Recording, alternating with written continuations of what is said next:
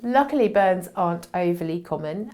When they do happen, it's normally through an accident such as a cat jumping on a stove, heat on the pavements, as we've discussed before.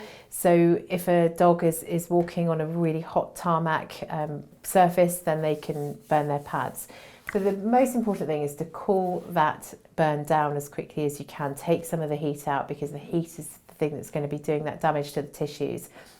The other thing to consider is that burns are really, really painful, and immediately there is pain, but it's actually as time progresses after the burn that it becomes more and more painful.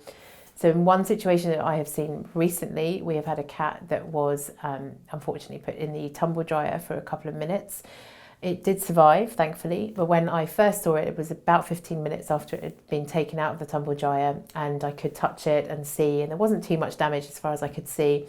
Half an hour later, you could not go near that cat. It was in so much pain because of the burns. Again, they weren't evident. The skin was going a little bit pink in certain areas around its ears.